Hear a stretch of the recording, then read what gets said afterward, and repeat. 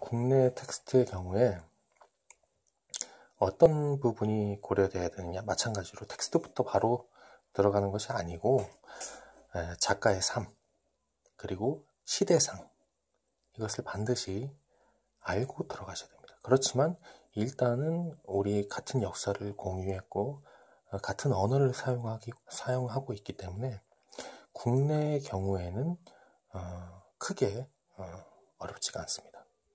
크게 어렵지가 않아요. 하지만 우리 국내 작품을 거꾸로 외국 사람들이 공연을 한다, 이렇게 한번 가정을 해보겠습니다.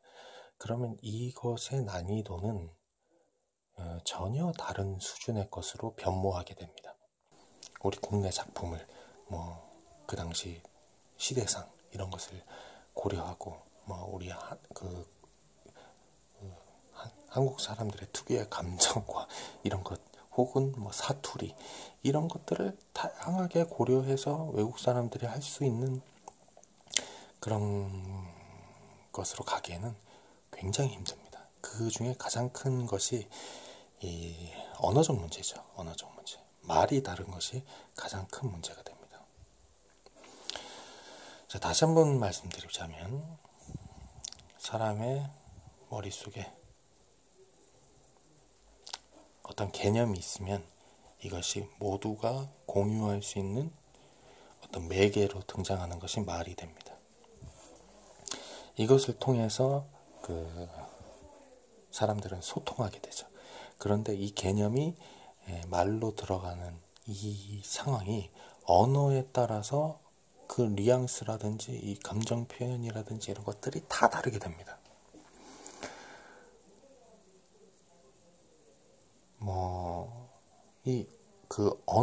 언어의 특징이라고 볼 수 있죠. 이 언어. 네. 그래서 외국어로 언어한다는 것은 그 뜻을 외국어로 이렇게 외국어를 정말 한다는 것은 그 의미만 전달된다고 해서 되는 것이 아니고, 이 표현 방식이라든지 그 내적인 그 개념, 생각, 감정이 어떤 식으로 주로 표현되는가, 이 나라 사람들은 그런 것까지 알아야지 정확한 외국어가 되는 겁니다. 그래서 어렵게 되는 거죠. 그렇게 되면 제가 공부했던 그 이른바 이 연기의 본고장에서는 어떤 식으로 이 외국의 텍스트를 접근하는가, 이것부터 말씀을 드리도록 하겠습니다. 텍스트가 있죠. 그럼 텍스트를 이제 번역을 하게 되는데요.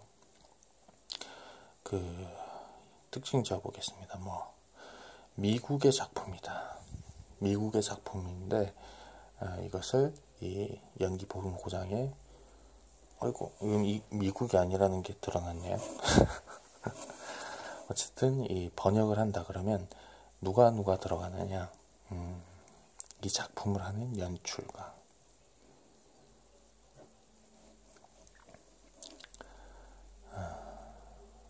말하자면 이 연기 전문가죠. 이 사람은 연기 전문가. 그 다음에 언어의 전문가, 번역가가 들어갑니다. 번역가는 이 두 가지 언어를 어느 수준까지 해야 되냐면 그 뉘앙스 차이까지 잡아낼 정도. 식사하셨어요? 밥 먹었어요? 식사하셨습니까? 밥은 먹었어? 이런 게 비슷한 것 같지만 다 다른 뉘앙스를 가집니다. 그런 식으로 아주 미세한 언어의 미세한 표현의 차이까지 잡아낼 수 있는 그런 언어의 전문가, 그리고 이것을 극화하는 것이 이제 목표이기 때문에 이 연출은 그 언어의 차이에 따라 이게 이 장면에서, 이 극에서, 이 텍스트에서는 어떤 식의 뉘앙스를 가지는지, 그 어떤 식의 뉘앙스가 연기에 표현되어야 되는지까지 다 이해하고 있는 연출가. 이 연기 전문가와 이 번역 전문가가 같이 모입니다. 그래서 이 두 가지 이 다른 언어의 텍스트를 놓고 이렇게 그 심도 높은 다자 간의 심도 높은 이런 토론과 시간과 이런 것을 거쳐서 번역을 하게 됩니다. 이 본고장에서는. 그러면 이 결과로 나온 텍스트가 뭐 여러 가지가 있죠. 여러 가지가 있는데 아주 이 텍스트 이 작업도 아주 심도 높게 했지만 또 여기서도 우수 텍스트가 이제 가려지게 됩니다. 말하자면 이 저변 자체가 이런 뭐랄까요, 이 산업의 이 저변 자체가 굉장히 넓기 때문에 미국 어떤 작가의 작품은 어떤 사람이 번역한 그 텍스트가 잘 번역된 작품이다.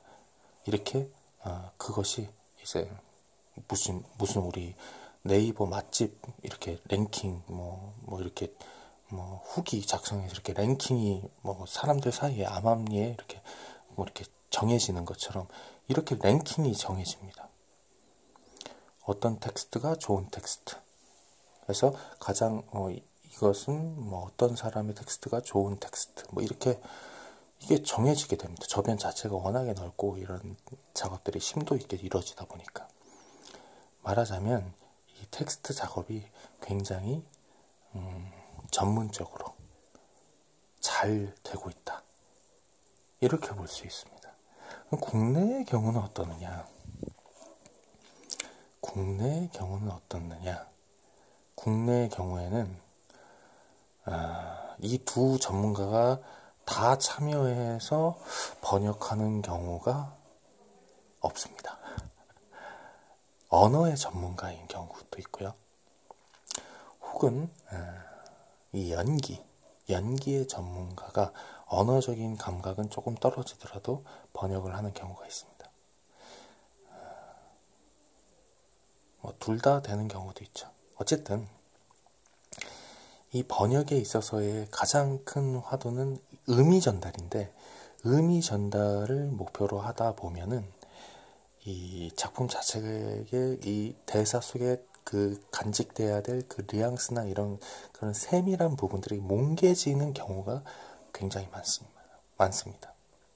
그래서 국내 텍스트, 저도 이제 외국 그 흔히 본고장이라는 곳에서 공부를 한 이후에 국내에 번역된 외국의 그런 텍스트를 바라볼 때는 일단은 조금 부담이 됩니다. 거부감이 좀 있는 게 사실입니다. 왜냐하면 잘 번역된 텍스트를 찾는 것이 하나의 문제로 떠오를 만큼, 그것이 그 이전까지는 전혀 제 머릿속에 있지 않은, 그냥 텍스트는 그 텍스트 자체로 완전한 것이라고 믿었었는데 실상은 그렇지 않다는 것을 알게 된 이후에는 굉장히 모든 것이 조심스러워지게 됩니다.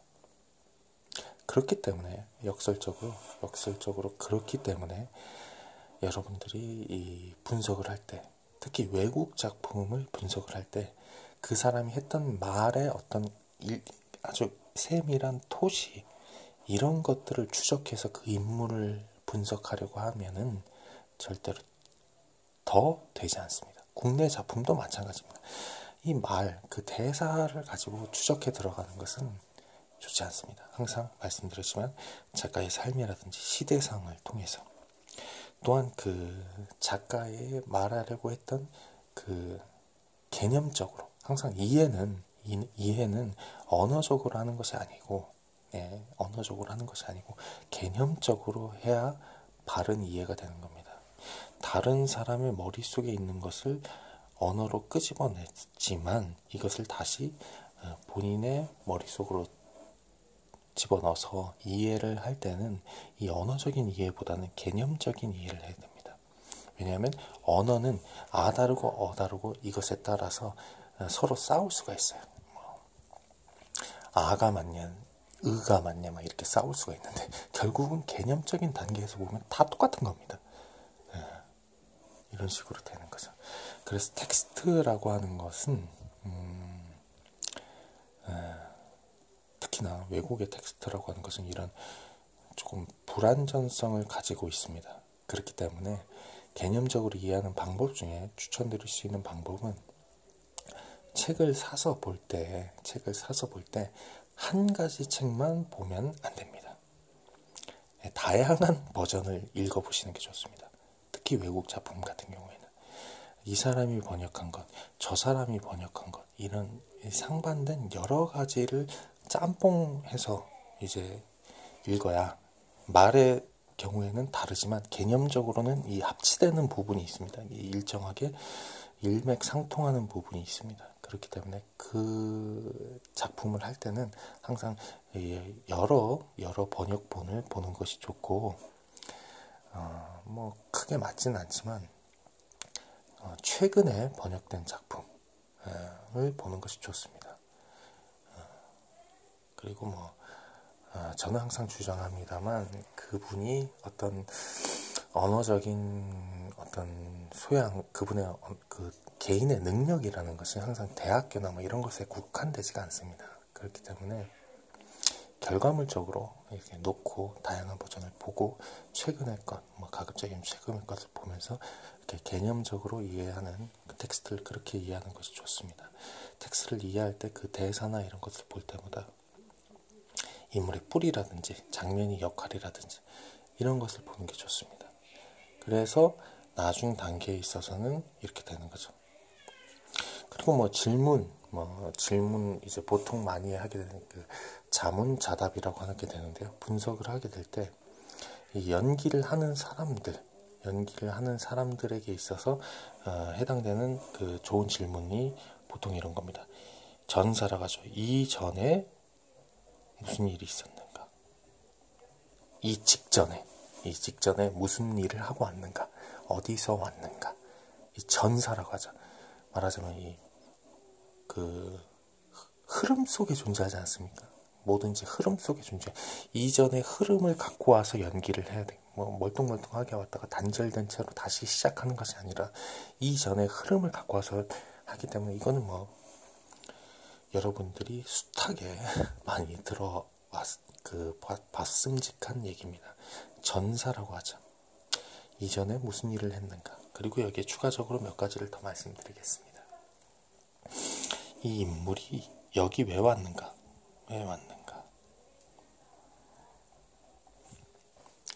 그 다음에 이 인물의 관심이 어디 있는가?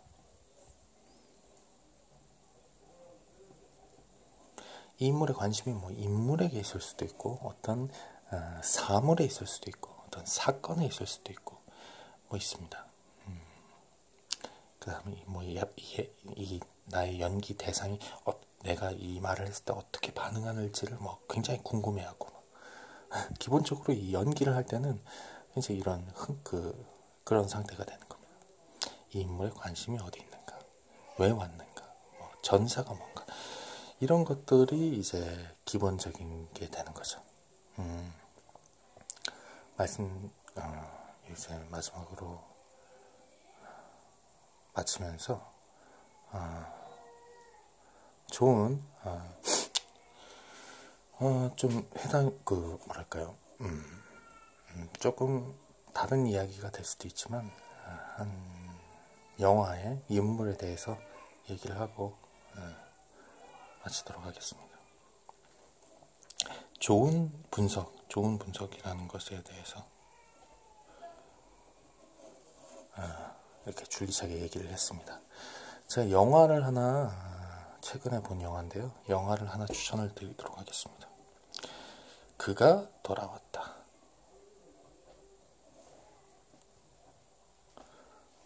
이게 아마 독일 영화일 겁니다. 독일 영화. 그가 돌아왔다는 영화가 뭐냐면요, 내용도 같이 설명을 드리자면,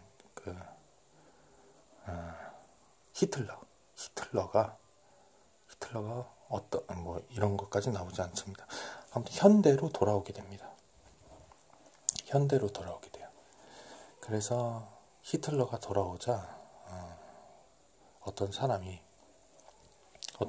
우연한 계기에 그 사람을 만나게 됩니다. 그러면 히틀러는 계속 히틀러예요. 히틀러서 존재하고 히틀러서 말하게 됩니다. 하지만 여기서의 서클은 뭐냐? 그 당시와 지금의 상황이나 그런 것들이 변했다는 게 이제 이 영화의 배경이 되는 것이죠. 그러면서 이 영화 중반부에 이렇게 여러 가지 에피소드가 벌어지다가 히틀러가 사람들에게 이제 인식되는 방식은 뭐냐? 코미디입니다. 코미디. 네. 이 사람 진짜 닮았다. 이 현대에 와서 히틀러의 이미지는 희화됐지 않습니까? 코미디언. 이 사람 진짜 대단한 코미디언이다. 해서 방송국에 진출하게 됩니다. 방송국에 진출하게 돼요.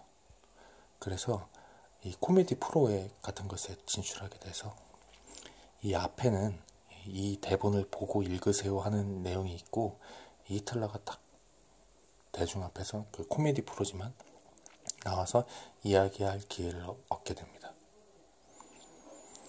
그러면서 물론 이 연기니까 히틀러의 외형적인 특징이 있죠.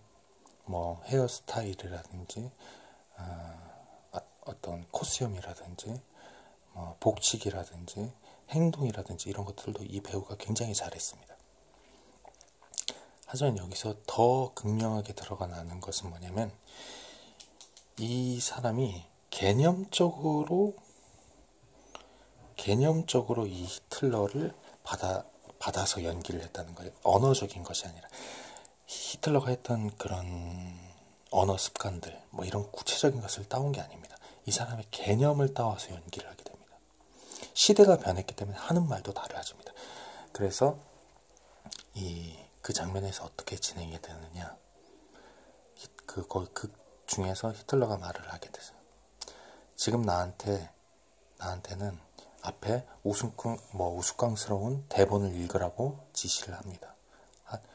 그런 식으로 해서 이제 시작을 하게 돼요. 이 히틀러는 특유의 그 버릇이 있습니다. 어떤 버릇이 있냐면, 항상 연설을 시작하기 전에 저 사람 까먹었나 싶을 정도로 좌중이 웅성웅성 되는 상태를 굉장히 오랫동안 지연을 시킵니다. 시작할 때까지 굉장히 오랫동안 지연을 시켜요. 그래서 한참을 아무 말도 하지 않고 가만히 있습니다. 이게 히틀러가 했던 명언 중에 하나인데, 침묵의 힘이라는 그런 말이 있습니다. 그래서 오랫동안 아무 말도 하지 않습니다. 조용해질 때까지. 그리고 모두가 쫙 가라앉은 그때, 저 사람 까먹었나 하는 그때 이 연설을 시작하게 됩니다. 여기까지는 연기를 했을 때 이 사람이 히틀러의 특징을 잘 잡았다 이렇게 이야기할 수 있지만, 여기서 나오는 대사들은 정말로 그 히틀러를 개념적으로 이해한 사람의 대사입니다.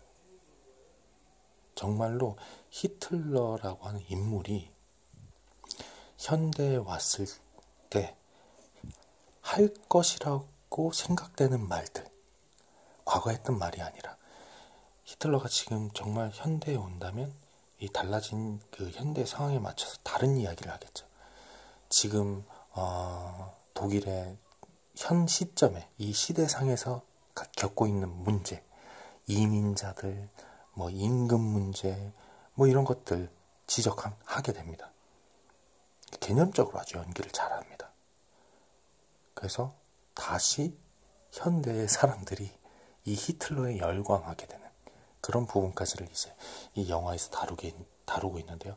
저는 이분이 하신, 이 히틀러의 역할을 하신 이분이 하는 연기를 보면서 이 사람은 정말 분석 나름대로 굉장히 뛰어났지만, 연기를 할 때 이 외형적인 특징 혹은 그 사람의 언어적인 습관 혹은 이 대중에게 알려진 특징만을 가지고 하는 게 아니구나.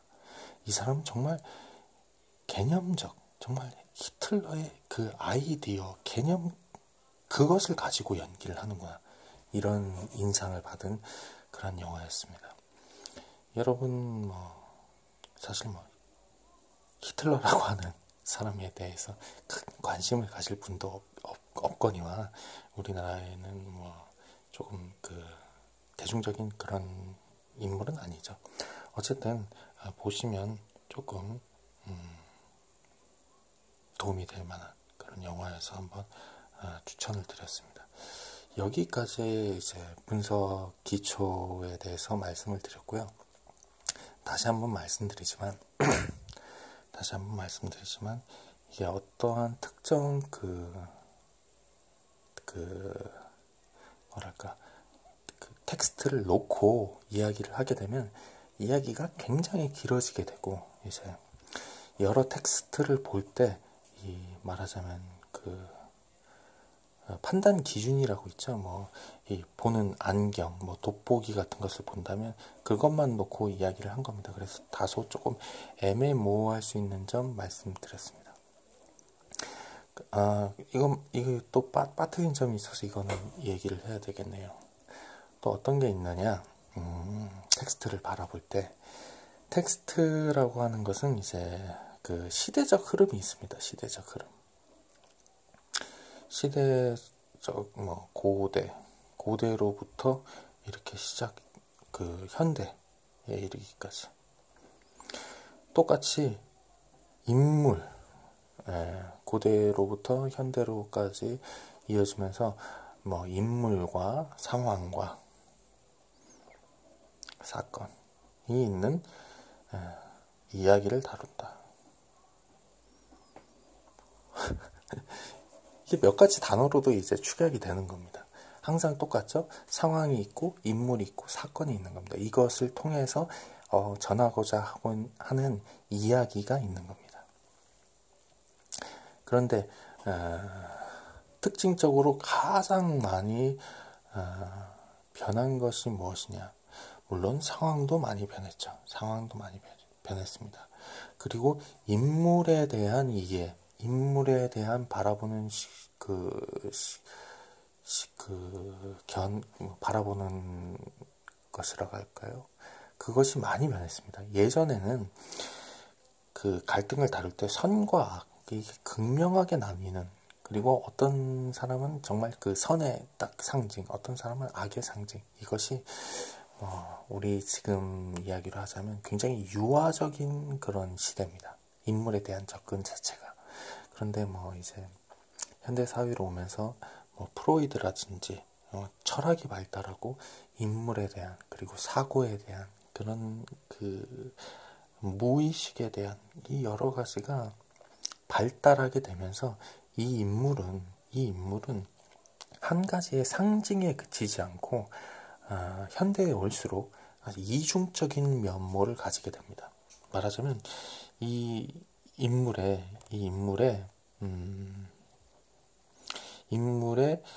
이 선악의 구조가 이 내재된 부분에서부터, 인물 내부에서부터 갈등을 빚게 됩니다. 이런 것도 굉장히 이제 흥미로운, 우리의 흥미를 자극하는 부분이죠. 인물 내부에서부터 이 선악이 갈등하게 됩니다. 그리고 이 인물이 전혀 어울리지 않는 두 가지 면을 동시에 갖고 있는 경우도 생기게 됩니다. 좋은 면과 나쁜 면, 서로 상반되지 않는 두 가지 면이 합치되어 있는 그런 복잡 다양한 미묘한 그런 인간들이 이제 현대에 와서 작품에 등장하게 됩니다. 상황도 고대에는 비교적 단순하고 극명하게 나눠지는 것이었다면 현대의 상황에 이르러서는 우리 드라마 뭐 이런 것들도 다 이제 지금 다뤄지는 인물이나 상황들은 굉장히 복잡하고 어떤 한 가지 시선으로 보기에는 어려운 그런 방향까지 오게 됩니다. 하지만 우리 연기를 이제 하는 사람들의 입장으로 보면 결국 이제 연기술을 이제 발전시켜 나갈 때는 아주 단적으로 입체적이기보다는 한 가지 색깔을 확실하게 띠는 그런 인물의 전형부터 시작을 하게 됩니다만은, 결국 여러분이 이 현대의 지금 21세기에 연기를 한다고 하는 것은 결국은 이런 상징적인 단편적인 인물을 연기하는 경우는 거의 없습니다. 현대에 있어서는 굉장히 복잡 다양하고 그러한 그 인물, 여러 가지 내재된 부분이 모순을 갖고 있을 수도 있는 인물, 그리고 그 내부의 그런 심리적인 갈등의 요인을 갖고 있는 인물, 서로 상반된 두 가지 그 개념들이 아주 복합적으로 설명하기 어렵게 꼬여있는 인물들, 이런 인물들을 연기하게 될 겁니다. 좋은 작품은 그렇습니다. 그렇게 됩니다. 그래서 이 고대로부터 작품들을 이제 시간 순서로 뭐 고대 그리스, 히랍, 뭐 비극에서부터 이렇게 쭉 뭐 카타르시스가 어쩌고 뭐 이렇게 분석을 해 나가는 그런 역사적인 흐름도 알 필요가 있습니다. 이것은 뭐 이제 조금 방대하기 때문에 나중에 기회가 되면 필요하다고 느껴지면 뭐 하겠지만, 이것에 대한 설명은 굉장히 많이 다른 곳에서도 되고 있기 때문에 누구나 좀 관심을 가지면 알 수 있을 것이라고 생각합니다. 어쨌든 이 분석에 대해서 이야기를 해봤습니다. 이제 일단락을 하면서 정리를 해보자면, 이 텍스트라고 하는 것은 결국은 결과물이기 때문에 그 근본 뿌리를 추적해 들어가는 작가의 삶이라든지 그 당시 시대상, 그리고 대중과 어떤 식으로 호흡을 했기 때문에 이것이 역사에 획을 그었는지, 그런 것을 알고 넘어가야 된다. 그리고 우리가 연기하는 인물에 초점을 맞출 때는 항상 그 인물의 삶을 지탱하는 뿌리가 뭔지, 그래서 이 사람이 자극을 받았을 때, 사건을 직면했을 때 어떤 식으로 반응할지는 이 인물의 뿌리의 상태에 따라 우리의 것과는 다른 것이 나오게 된다. 이렇게 말씀드립니다. 그리고 인물은 작가의 의도에 따라서는 어떤 상징성이 있는 경우가 있다. 그것도 고려돼야 한다. 그리고 이 장면에 있어서는 항상 갈등 구조의 이 연속, 그리고 이야기가 전개가 되는데, 거기서는 힘의 논리가 보통 적용이 된다. 그래서 사건에 따라 힘이 커지고 줄어들고 하지만 항상 힘이 충돌하는 갈등의 구조라는 것이 보통 이야기 전기이기 때문에 이것에 충실해야 된다. 그리고 장면이 해야만 하는 역할이 있다. 이야기에 있어서 그 역할을 충실하게 수행해 주는 것이 장면에서의 필요한 내용이다. 여기까지 하고요. 분석 기초를 마치도록 하겠습니다.